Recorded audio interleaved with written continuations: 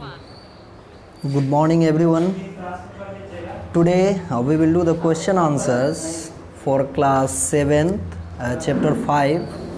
The title of this chapter is My Life with the Sherpas. We have completed this story and now we will do its question answer. First of all, we will look at the MCQs. First, we caught up to the British team inside a monsoon drenched option है Nepal. Second है I admired him enormously and appreciated his kindness and friendliness would be the correct option. Third है this combined with his dash ability, physical ability, made him formidable indeed, यानी option number C. Next, fourth, I learned something of their culture and religion and built up close friendships. Fourth के लिए option number A सही होगा. Fifth देखते हैं. Fifth है gradually many more village school, several hospitals, water pipelines, bridge and even dash were built, airfields. Option number A. Sixth देखते हैं. And they were delightful people to work with, cheerful, hand-working, agreeable, and lacking in any sense of inferiority. Inferiority would be the correct answer. Seventh, this is one of the greatest dash of the Sherpas qualities. Option number B. Now fill in the blanks. Our four Sherpas joined us from Darjeeling. Second, in 1953, I became acquainted with a somewhat different type of Sherpas, Tenzing. Third, over the next few years, I spent much time in the mountains and in the Sherpas' homes. Fourth, meanwhile, the Sherpas were increasingly in demand for Himalayan expeditions. Fifth, you may indeed be presented with Tibetan tea, a traditional mixture of tea salt and yak butter. Tibetan यहाँ fail होगा. So my dear students, I have told you already many times that before watching this video, you have to try yourself to fill in the blanks and to do MCQs and true false. Then after you will match with the answer whatever I told you. Okay. Now see, true and false. The author first met the Sherpas in 1951. It's true. 1951 में ही पहली बार मुलाकात हुई थी. Second, Tenzing had no motivation to actually reach the summit of his mountains. ये false है. Third है the Sherpas had all the modern facilities. ये false है, नहीं थे उनके पास. बेसिक नीड्स भी उनका फुलफिल नहीं हो पा रहा था. फोर्थ है as the Sherpas became increasingly involve in expeditions their exposure to mountaineering dangers grave. True है. And fifth and the last, the Sherpas have turned to other tasks too. ये ट्रू है. कुछ शेरपास दूसरे बिजनेस में भी लग गए थे. देखते हैं ग्रामर इन यूज में. सिनोनिम्स है. फर्स्ट है एक्सपेडिशन. इसके लिए ऑप्शन बी जॉर्नी हो जाएगा करेक्ट आंसर. सेकेंड है टफ. टफ का रफ. थर्ड है इनॉर्मसली. थर्ड का डी हो जाएगा लार्जली. फोर्थ है वाइटलिटी, स्ट्रेंथ, मजबूती, शक्ति. फिफ्थ है एक्वांटेड. एक्वांटेड का मतलब फेमिलियर होता है. G number. Six altitude, height, HEIGHT अर्थात सिक्स्थ का सी. सेवेंथ पेरिल, थ्रेट यानी खतरा.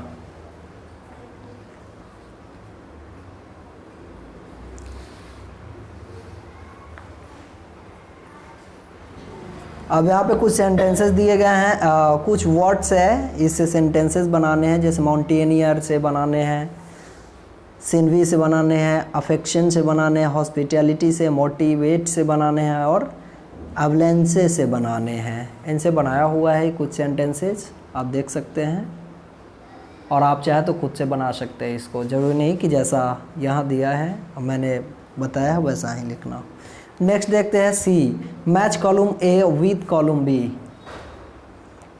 Our four Sherpas joined us from Darjeeling. ये सेंटेंस मैचिंग करना है कि जो स्टोरी में हम देखे हैं, एक पार्ट आपका दिया हुआ है, दूसरा पार्ट से उसको मैच करना है, ये कर लेंगे आप। ओके, नाउ हम लोग सब्जेक्टिव क्वेश्चन आंसर अब देखेंगे।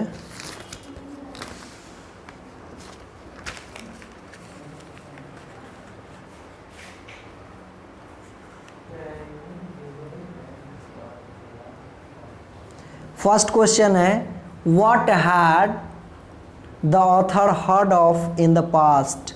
पास्ट में लेखक ने क्या सुना था? आंसर है the author had heard of sherpas prowess and loyalty on expeditions in the past.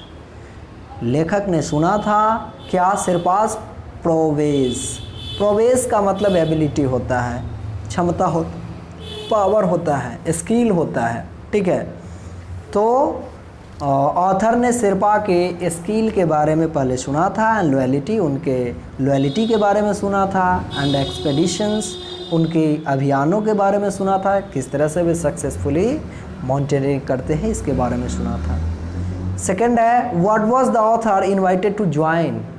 Author को किस चीज़ को ज्वाइन करने के लिए निमंत्रण दिया गया था? आंसर है the author was invited to join the British Everest reconnaissance. Reconnaissance ये नहीं है, ये है reconnaissance. To the south side of Mount Everest led by the famous mountaineer Eric Shipton, जैसा कि हम लोगों ने पढ़ा भी है। क्वेश्चन थर्ड है, हु वाज सिरदार एंगटोर्के। सिरदार एंगटोर्के कौन थे? What do you know about Tenzing Norgay. आप तेंजिंग नोर्गे के बारे में क्या जानते हैं? दो प्रश्न है इसमें, ठीक है, देखते हैं आंसर इसका। Sirdar Angtharkay was one of the most redoubtable Sherpas. ये बहुत ही महत्वपूर्ण शेरपाजों में से एक थे। He was a cheerful tough brown man with tremendous vitality and strength. Tenzing Norgay was a different type of Sherpa. देखिए ये तेंजिंग नोर्गे बाकी शेरपा से थोड़ा सा भिन्न थे। ही वॉज, अच्छा जहाँ भी हम शेरपा का इस्तेमाल कर रहे हैं आपको समझ लेना है कि नेपाल के पहाड़ी इलाकों में रहने वाले लोग, उन्हें शेरपा कहा गया है, टाइटल है उनका शेरपा।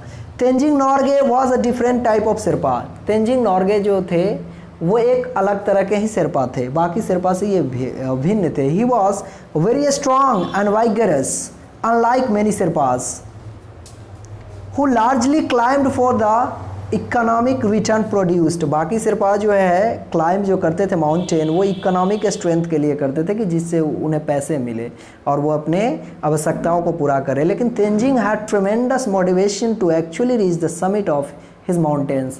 लेकिन पहाड़ों पे चढ़ना इनका शौक था, किनका? तेंजिंग नोर्गे का।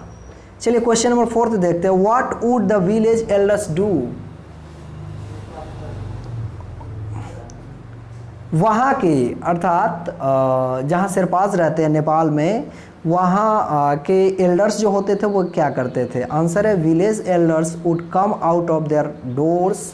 अपने अपने घर से बाहर आते थे, and literally drag mountaineers inside their houses. और अपने घर में लिटरली ड्रैग, ड्रैग का मतलब खींचना होता है, लेकिन यहाँ लिटरली ड्रैग का मतलब बुला करके मान सम्मान के साथ अंदर ले जाते थे, inside their houses, to play them with their local raw spirits and hot tasty boiled potatoes. स्वादिष्ट भोजन भी कराते थे। Now question number 5, what did the Sherpas lack. शेरपाओं के पास किस चीज़ की कमी थी? What did the author do to help them. उन लोगों की मदद करने के लिए ऑथर ने क्या किया? आंसर है they lacked education, medical care and a supply of good clean piped water. शिक्षा की कमी थी, मेडिकल फैसिलिटीज़ नहीं थे, उसकी कमी थी, और पीने योग्य पानी की भी कमी थी।